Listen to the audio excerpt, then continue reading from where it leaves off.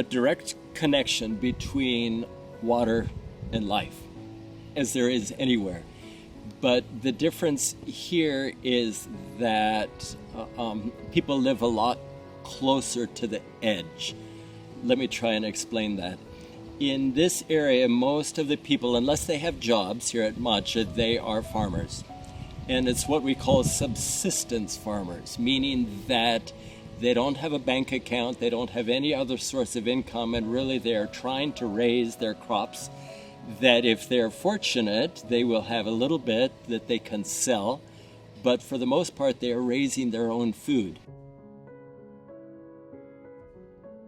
So in the institutions, there are boreholes that are mostly pumped with electric pumps, and then they go into tanks, storage tanks. Most of the people in the villages receive their water through the hand pumps, and so then they carry water in these buckets, and you've seen the ladies on their heads with their 20 liters of water, and that's how they get their water. Yes, the water situation at Matcha is getting worse. Years ago, they built some dams that they used for water. Those dams filled up with mud and silt, and so then they started building or digging boreholes. And so today there are many boreholes here at Matcha, and because of that, the groundwater level is dropping at Matcha. And so right now there are numerous boreholes around, not just at Research, but around the Matcha area, that this time of the year they go dry because the wells are not deep enough, and so then they can't use them. So people rely on the groundwater, the boreholes, and many of them are no longer working, or they go dry during the driest time of the year when the water is really needed. We do also have the dams, but those are really only good anymore for the cattle and for irrigation of the crops, because the water is not safe to drink. It's very muddy. If you go down to the Matcha Dam, the water level is dropping rapidly. I expect that probably by the end of, we're just in the beginning of October, I expect that by the end of October or into early November, that water supply will be gone. Where the cattle will need to go for water, I don't know. There are some other dams, but the farmers have to take their cattle to farther locations to find water, and so that water that's not good for human consumption, it is at least okay for the cattle. Yes, the rainy season is critical here in this part of the world, not just Zambia, but all of southern Africa. We really only have two seasons. We have the rainy season or we have the dry season. The rainy season, we hope, on a normal year, the rains begin in maybe mid-November and will go through hopefully the end of March, even into April. This past rainy seasons, the rains started quite all right, but then they just tapered off and really ended way too early, and we really didn't receive enough rainfall during the rainy season. It's hard to know exactly what's causing that. Is it global warming? Is it El Nino? Is it just an off year? It's difficult to know, but definitely I've seen the water. Water is more of an issue today than it was 10 years ago when we came. Lack of water can be the start of a dangerous vicious circle. When there is less water, there will be less agriculture.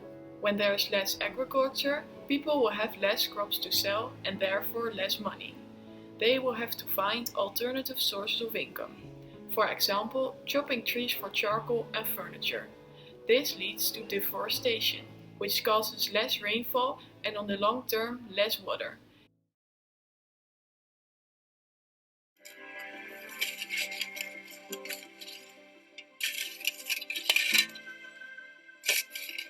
Tuambe pauti katugonka marasha kuyanda utezi tulie kamba utezi kuina imbizira njitwa jana kuti ngatula jana jaburia so twagonka marasha wainka utauni go sambara 20 kwacha ka saka ka marasha So water is a serious issue just about everywhere you look, and a lot of people are quite anxious about the future. We don't know. We don't know what this rainy season will do. We don't know how global warming is affecting the water situation, but a lot of people are very anxious and just uncertain about what the future looks like.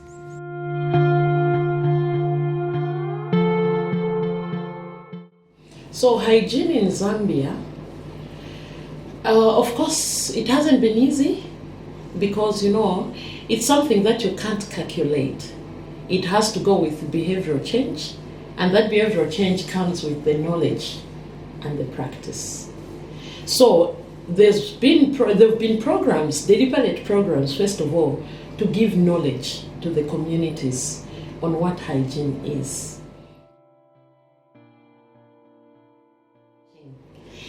Hand washing, the traditional way we used to wash hands was when you come out from the toilet. Of course, we didn't know the importance, so we never used to wash hands. But with education, we started washing hands, but we've been improving with time. The first one we had was where we come from the toilet, you call someone to pour water on you, then you wash. But like that, you find everyone will know that you're from the toilet. And it was, a bit disgracing. So we started coming up with different ways of hand washing, where sometimes we would provide a bottle or just a container near the pit latrine. When we are teaching the communities on hygiene promotion, because we would train the trainers. So when we are training them, we would demonstrate. Somebody would wash hands without soap, just with water. And then another one would wash hands using water. They were able to see the dirt that would come out of the one who has used soap. And you find that they'll say, oh, so it's not just enough to use just water, so I just need to use soap. So those people, you find that they got an understanding of the importance of soap. But if they don't have soap, they've been encouraged to use ashes because they don't run out of ashes. So we found that ashes are also another thing that helps to get rid of the bacteria. So some use even ashes to wash their hands, but it's better with soap, but not everyone can afford a piece of soap. So when it came to Major School of Nursing, we learned that hygiene was supposed to wash hands before eating our food. There are a lot of microorganisms that we engulf from other people. When you're eating hands, shaking hands, you never know what that person already touched before you shake hand and other things, but we learned that there are ways we're supposed to wash hands. In a normal sense, we are taught to wash our hands with soap, but not the way we learned it here. You cannot get soap, then you just make a good one, you just do that, and then you rinse. And then when we came here, we learned that we have to go deep. We have to even go in between our nails and throw our nails like that for our fingers to be clean enough for putting food and putting in our mouth. Because if you hold food with the microorganisms, you cannot see them. You eat them, they will go inside and they will disturb the system inside, and then you get sick, and then that will be something else. After learning of how we're supposed to keep or maintain our good health, well, we had to educate our families as well home. My siblings and of course my other friends that I have home, we had to educate them that this is how you're supposed to wash our hands, because we cannot see microorganisms that we have in our hands, and there are a lot. When it comes to management of the human waste, most of the communities, especially in the rural areas, they've been using open defecation where they would just excrete in the bush, So you find that it was very common and it was normal. It was a normal life. Until we saw that really contamination was too much because of runoff water, which would drive the fecal matter into the water sources. So we used to have a lot of water-related diseases, very high. So now because of that, with the help of other NGOs and projects with the government, you find that education started coming on what is wrong with us using the bush to defecate. So you find that one, what the feces will go to the water sources. Two, the animals will feed on those feces like pigs, and then they'll go and drink in the water which we have drawn at home. So you find in the mouth, they will contaminate the water as well. And also you find that the open defecation would, if maybe the feces dry up, they would come by the wind and get back to our food. So you find that we could not run away from the open defecation. It would follow us back home. Latrines is a facility that we provide to dispose of human excreta. So you find that there are a lot of ways in which they dispose of excreta. We have what we call open defecation. What I'm telling you is a ladder of the latrine, sanitation ladder. So open defecation, it's where somebody can go into any bush. The bush is just there to provide the, privacy. So they go into any bush and excrete from there. So that's the lowest way of excreta disposal. Sometimes when there's no other way, we encourage them to do what we call cut method. Cut method of excreta disposal is where with a hoe they dig about maybe 15 centimeters into the ground, excrete from there and cover. That one is a bit better because when they're in the field cultivating, there are no toilets in the field. So we encourage them to do cut method. But in the households, we encourage them to build pit latrines. But these pit latrines, it's where they dig into the ground, which can go even up to about 2.5 meters into the ground, the hole, with the diameter of maybe 1.5. Okay? And then that hole, they provide a base where they can stay and a small orifice where they can push the excreta through. The highest type of a latrine superstructure is what we call the VIP. Not a very important person, but ventilated improved pit latrine. That one, it has an L shape. That L shape is to provide darkness into the hole. And then it has two orifices. One, it's for excreta disposal. The other one is to provide light into the pit, because the shelter itself is designed in such a way that inside the superstructure it has to be dark, so that if the flies come following the smell, they will enter into the orifice where the excreta gets in because of the smell. Once they enter into the pit, it's very dark. The only light they'll see is the orifice on the vent pipe, because the superstructure is provided with a vent pipe outside the superstructure, and that's the only light that a fly will see. But that vent on top, it's provided with a screen so that a fly cannot come out, and then it can't go back into the pit, it's too dark. So that's a ventilated, improved pit latrine. The risks of not having proper sanitation facilities are that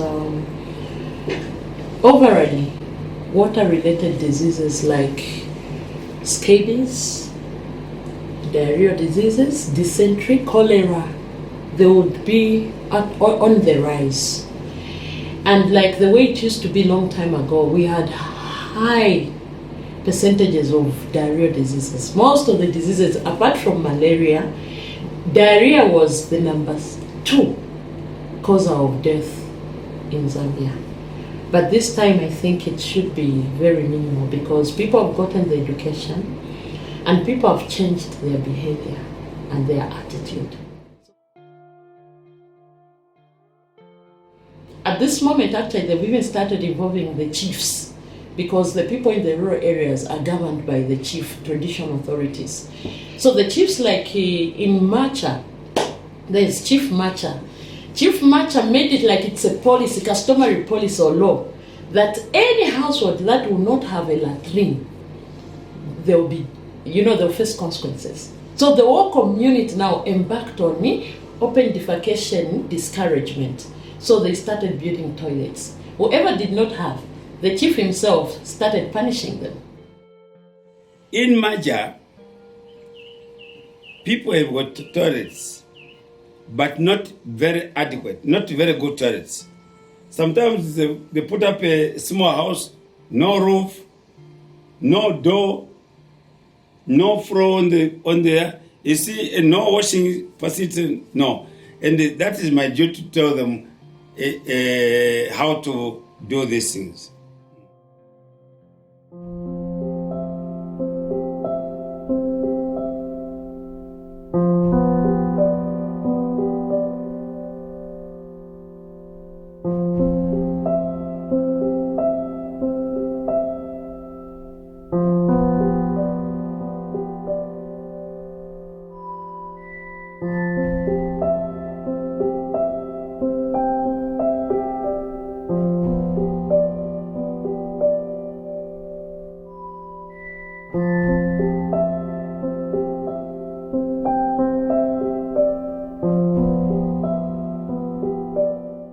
When did you last eat? Me, almost 2 days without getting food. There's nowhere to get food. You must be hungry. We are hungry. I am hungry.